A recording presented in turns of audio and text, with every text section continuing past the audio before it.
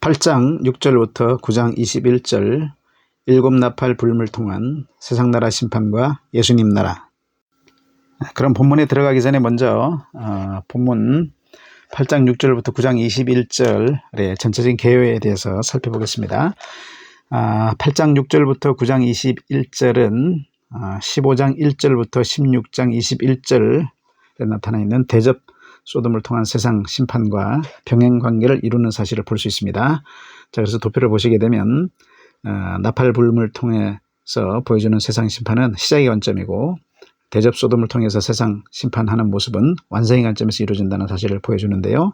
그래서 15장을 보시게 되면 15장에서는 일곱 대접을 쏟는 준비되는 모습을 보여주고 성도가 승리하게 되는 모습을 먼저 보여줍니다. 그리고 나서 이제 피할 수 없는 세상 나라의 심판이 이루어진다는 것을 첫째 대접 소돔에서부터 일곱째 대접 소돔까지 쉬지 않고 쏟아지는 모습을 보여줍니다. 그래서 이 심판의 그 긴박성, 심판의 그 최종성을 보여주고 있는 겁니다. 자, 반면에 나팔 불임에 있어서는 첫째 나팔 불임에서부터 여섯째 나팔 불임까지 세상 나라 심판이 이루어지는 모습을 보여주면서, 그러나 일곱째 나팔 불임을 보여주기 전에 그 사이에 교회가 복음을 전파해서 세상 나라가 하나님 나라가 되게 만드는 모습을 잠깐 보여주고, 그 다음에 일곱째 나팔 불임을 보여주고 있는데, 이 구조와는 대접 소돔이 조금 다릅니다. 그래서 대접 소돔에서는 여섯째 대접 소돔과 일곱째 대접 소돔 사이에 간격이 없이 바로 곧이어서 대접이 쏟아지는 모습을 보여줍니다. 이것은 바로 심판이 완결되는 모습, 바로 심판의 긴박성 가운데 완결되는 모습을 보여주기 위함인 것입니다. 자, 이렇게 나팔 불임을 통해서 보여주는 세상 심판과 대접 소돔을 통해서 보여주는 세상 심판은 하나의 짝을 이루는 구조이지만 시작의 관점이고 또 완성의 관점이라는 측면에서 약간 그 긴박성의 차이가 있다는 사실을 볼 수가 있습니다. 크게 나팔 불임과 대접 소돔의 구조를 보시게 되면 첫째 나팔에서 넷째 나팔 불임을 통해서 일어나는 자연계 재앙은 8장 6절부터 12절까지 보여줍니다. 그래서 땅과 바다, 강과 물샘 그리고 해에게 쏟아지는 재앙의 모습을 보여주고 있고, 대접 소돔은 16장 1절부터 9절에서 첫 번째부터 네 번째 대접 소돔을 통해서 자연계 재앙이 완성되는 관점에서 보여주고 있는 것을 볼 수 있습니다. 그리고 다섯째부터 여섯째 나팔 불임을 통해서 일어나는 재앙은 정신적인 영적 재앙을 보여주는데 8장 13절부터 9장 21절까지 보여줍니다. 시작의 관점에서 보여주고요. 대접 소돔에 있어서는 다섯 번째, 여섯 번째 대접 소돔은 16장 10절부터 16절에서 보여주는데 마찬가지로 정신적인 영적 재앙을 보여주는데 완성의 관점에서 보여줍니다.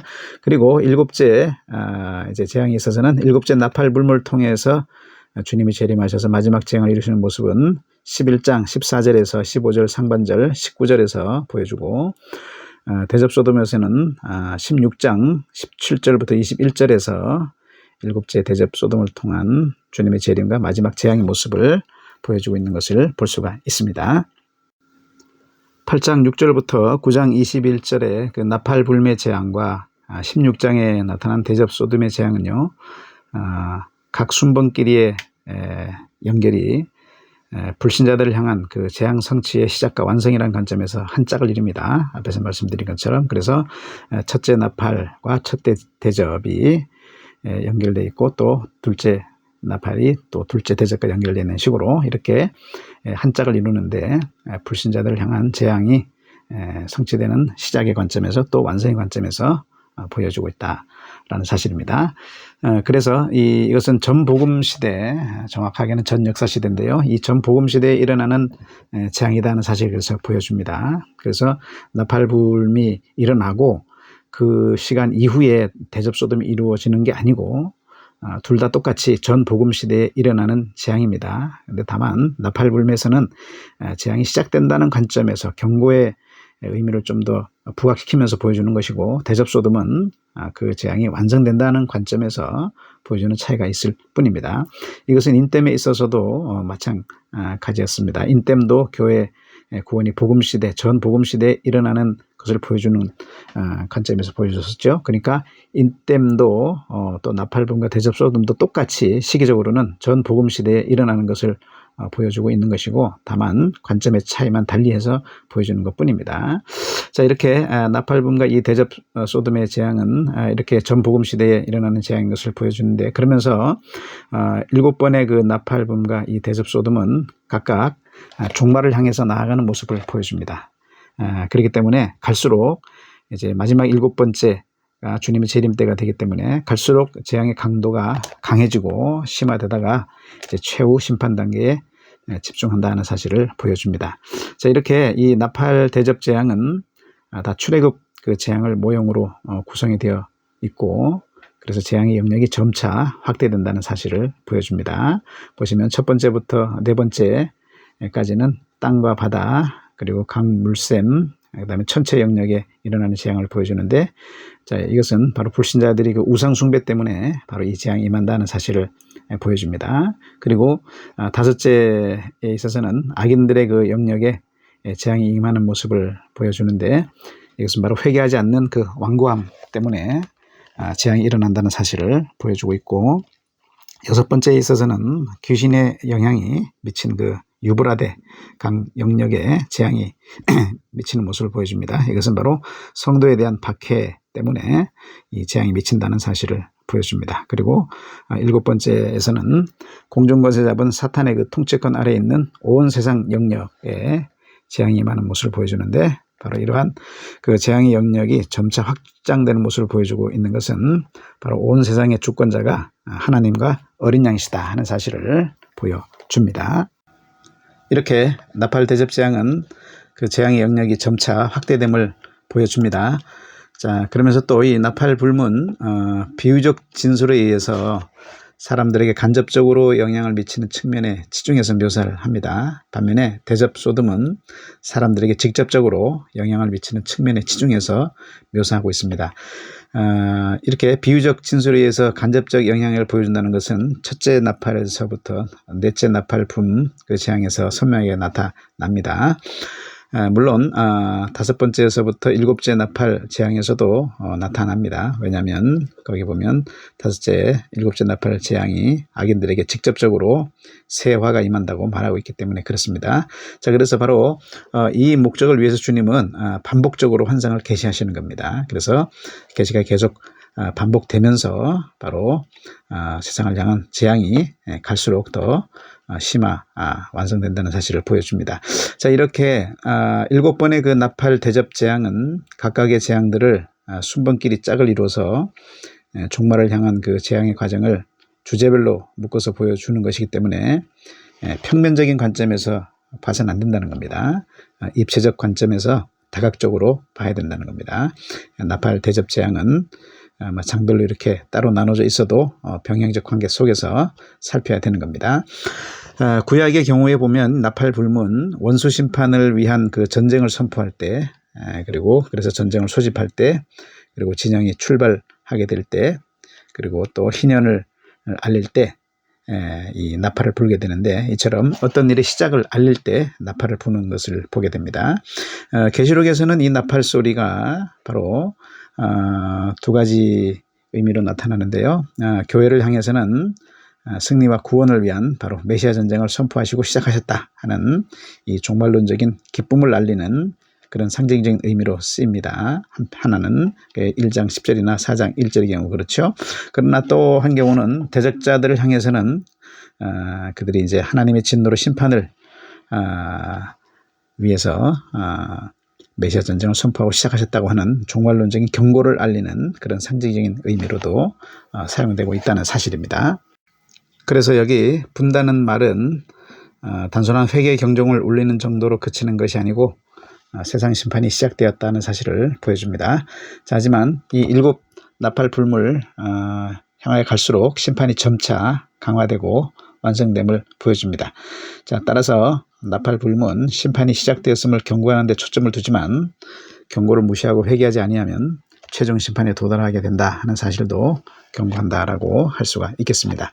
자, 이처럼 8장 7절부터 9장 21절은 나팔 재앙을 경고함으로 회개에 이르게 하려는 그 기대를 가지고 진노를 제한하시는 하나님의 마음을 엿보게 합니다.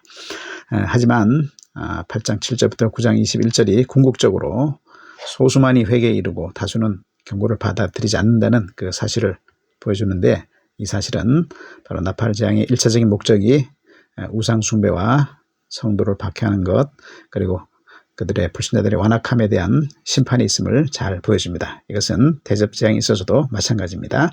자, 그래서 즉 이 나팔 붐과 대접 소돔의 주 목적이 바로 세상을 회개시킴에 있는 것이 아니라 심판에 있다는 사실을 보여줍니다. 그리고 그 결과 이 거룩한 전쟁에서의 교회의 최종적인 승리를 선언하고, 더 나아가서 하나님의 통치하심과 전능하심을 온 세상에 나타내는 데 있다 하는 사실을 잘 보여줍니다.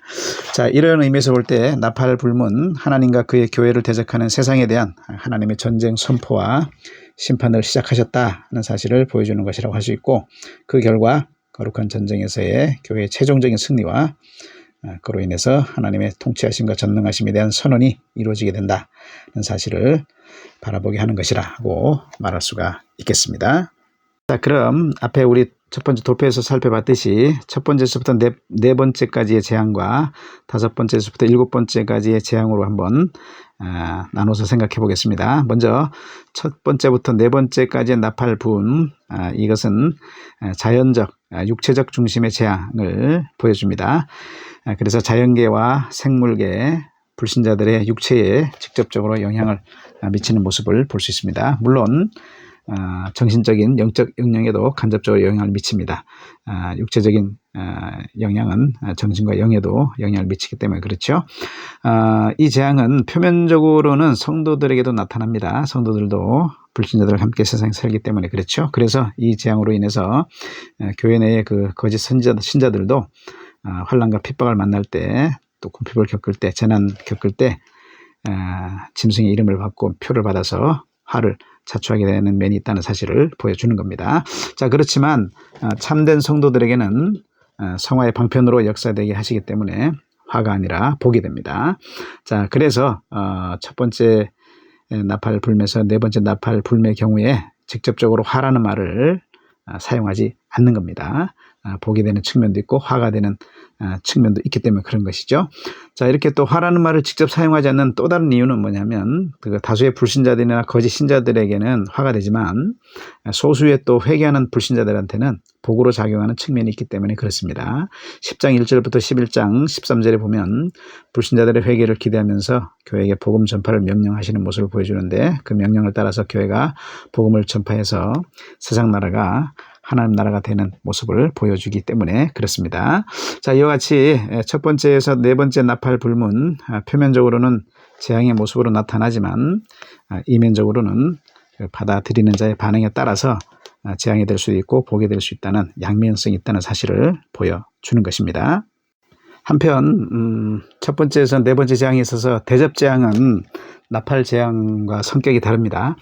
물론 첫 번째, 네 번째 대접 재앙은 나팔 재앙과 마찬가지로 피조물들과 또 불신자들의 물리적, 육체적 영역에 직접 영향 미침을 보여주지만, 그렇지만 이 첫 번째부터 네 번째 대접 재앙은 미치는 영향력이 나팔 재앙보다 훨씬 더 강하게 묘사되고 있고, 또 속죄를 위한 중보기도가 허용되지 않는 것으로 묘사되기 때문에 나팔 재앙보다 더 재앙의 성격이 훨씬 강하다는 사실을 보여줌을 알 수 있습니다. 자, 이렇게 대접 소돔은 불신자들의 그 마음의 완고함으로 인한 그 회개 불가능함 가운데 재앙을 맞는다 하는 것에 초점을 두고 있습니다. 그래서 첫 번째에서 네 번째 나팔 붐과 달리 화로 직접적으로 묘사되는 것입니다. 자, 두 번째로 이제 다섯 번째부터 일곱째의 경우를 보면, 다섯 번째에서 일곱 번째 나팔 불문, 정신적인 영적 중심의 재앙을 보여줍니다. 그래서 불신자들의 그 정신과 영에 직접적으로 영향을 미치는 모습을 보여주고, 물론 자연적인 육체적 영역에도 간접적으로 영향을 끼침을 보여줍니다. 이 정신과 영의 문제도 물론 육체의 영역까지 영향을 미치기 때문에 그렇죠. 자, 그래서 이 재앙에서도 성도들은 간접적으로 영향을 받습니다. 그러나 또 여전히 똑같이 하나님은 성도들한테는 성화의 수단이 되게 하시기 때문에 성도들에게는 화가 되지 않습니다. 자, 한편 또 제 5번째부터 7번째 재앙에 있어서도 이 대접 재앙은 나팔 재앙과 성격이 다르게 나타납니다. 물론 이 5번째부터 7번째 대접 재앙은 나팔 재앙과 마찬가지로 그 악한 영들의 종노릇한 불신자들의 그 정신적인 영적 영향에 재앙이 미친다는 사실을 보여주지만, 그러나 그 미치는 영향력이 나팔 재앙보다 훨씬 더 강하게 묘사되고 있는 것을 볼 수가 있는 것입니다. 이 재앙에서는 재앙 대상인 불신자들이 악한 영적 존재들의 조종을 받아서 종노릇하는 자들이라고 암시됨으로써 바로 이 재앙이 악한 영적 존재들에게도 미친다는 사실을 암시합니다. 다시 말해서 사탄과 짐승, 귀신들이 바로 자기 파괴 속성에 의해서 자기 나라를 파괴함으로써 상당한 재앙을 초래함을 암시합니다. 다만 여기 대접 소돔에서는 악한 영들이 직접 재앙 대상자로 묘사되지 않는 것뿐입니다. 대접 소돔에서는 악한 영적 존재들은 배후에서 그들을 조종하는 세력으로만 암시되고, 불신자들이 악한 영들의 종노릇함으로써 재앙을 받는 것으로 묘사되는 겁니다. 또 이 재앙에서는 전 우주 영역에까지 재앙이 미침을 보여주면서도 최후 심판 지점에 발생할 재앙을 계시하는 데 집중합니다. 그래서 불신자들의 그 정신적인 영적 영역만이 아니라 육체적인 영역과 그들이 거주하는 도성 자체와 또 거기에 속한 모든 피조물들, 더 나아가서 전 우주 영역에도 재앙이 미친다는 사실을 보여줍니다. 이렇게 5번째부터 7번째까지의 재앙은 그 미치는 영향이 나팔 재앙보다 더 강하게 묘사되고 있는 것입니다. 자, 따라서 나팔 대접 재앙은 그 주된 대상이 불신자들이라는 사실을 보여주는 관점에서 계시기 때문에 재앙 대상이 주로 불신자들로 묘사된다.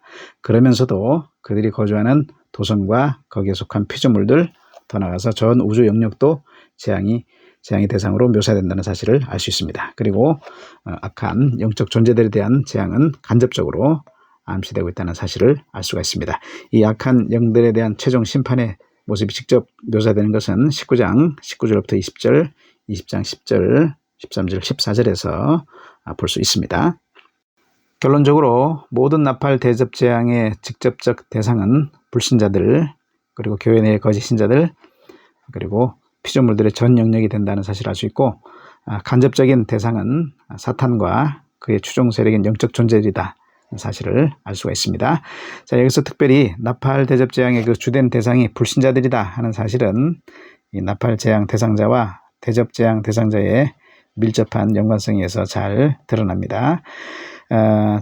도표를 보시면 대접 재앙에 있어서 첫 번째 대접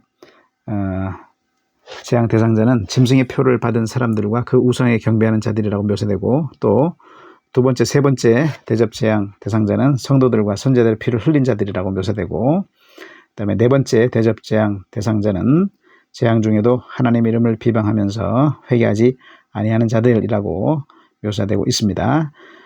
반면에 나팔 재앙 대상자는 구체적으로 언급은 되고 있지 않습니다만, 5번째와 7번째의 그 나팔 재앙 대상자와 또 5번째부터 7번째까지의 대접 재앙 대상자가 순번끼리 동일하게 묘사되고 있는 사실은 여기 지금 첫 번째부터 네 번째까지의 그 나팔 재앙 대상자와 또 대접 재앙 대상자의 순번끼리의 동일화를 충분히 짐작하기 때문에 여기서 지금 첫 번째부터 네 번째까지의 대접 재앙 대상자가 바로 또 나팔 재앙 대상자가 된다는 사실을 충분히 알 수가 있습니다. 계속해서 5번째 재앙 대상자를 보면은 나팔 재앙 대상자는 하나님의 인침을 받지 아니하는 자들로 묘사되고, 대접 재앙 대상자는 악의 세력의 심장부인 짐승의 왕자와 그 나라가 되고 있습니다. 자, 7장 3절에서는 하나님의 종들에게만 하나님의 인침이 주어진다고 합니다. 그래서 하나님의 인침을 받지 아니하는 자들이 바로 짐승의 인침을 받은 자들임을 보여줍니다. 자, 따라서 여기 지금 하나님의 인침을 받지 아니한 나팔 재앙 대상자와 짐승의 왕자와 그 나라의 재앙 대상자가 동일하다는 사실을 알 수가 있습니다. 또 6번째 재앙 대상자도 보면 나팔 재앙 대상자는 재앙 중에도 회개하지 아니하고 귀신을 섬기는 자들이라고 묘사되고 있고, 또 대접 재앙 대상자는 그 귀신들의 조종을 받아서 교회와의 전면전을 준비하는 온천하 왕들로 묘사됩니다. 거기서 16장 14절에서 온천하 왕들로 묘사된 묘사 속에는 전쟁을 군대 없이 왕들만으로 수행할 수 없기 때문에 이 왕들 수하에는 모든 군대들이 포함됨을 암시해 줍니다. 이 16장 14절과 평행 본문인 19장 19절은 귀신들의 그 조종을 받는 왕들과 그 수하의 군대들이 심판되는 것을 보여주는데, 그것은 바로 그들이 이 9장 20절에서부터 21절에 나타난 그 재앙 대상자들, 곧 회개하지 아니하고 귀신을 섬기는 자들과 동일하다는 사실을 보여줍니다. 자, 따라서 여기서도 지금 나팔 재앙 대상자와 대접 재앙 대상자가 동일하다는 사실을 알 수 있습니다.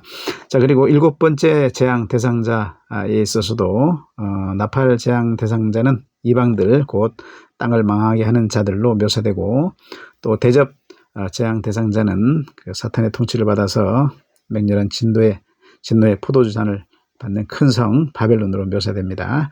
그 7대접이 공중에 쏟아진다는 것은 그 공중 권세 잡은 사탄이 바로 바벨론 도성에 보좌를 두고 통치했다는 사실을 암시해 주죠. 자, 17장 1절, 2절, 18절에 보면 이 땅을 망하게 하는 자들이 바로 사탄의 통치를 받는 바벨론 성에 속한 자들이라는 사실을 보여줍니다. 따라서 여기서도 나팔 재앙 대상자와 대접 재앙 대상자가 동일한 대상자임을 알 수가 있습니다. 이렇게 나팔 대접 재앙의 주된 대상이 불신자들이라는 사실이 그 나팔 재앙 대상자와 대접 재앙 대상자의 밀접한 연관성에 의해서 잘 드러나고 있음을 볼 수가 있겠습니다. 그리고 나팔 재앙과 이 대접 재앙은 한 짝을 이룬 재앙이기 때문에 어느 한쪽의 재앙에 관계된 재앙 대상자는 그 다른 쪽의 재앙에서도 재앙 대상자로 연관되어 있다 하는 사실을 알 수가 있겠습니다.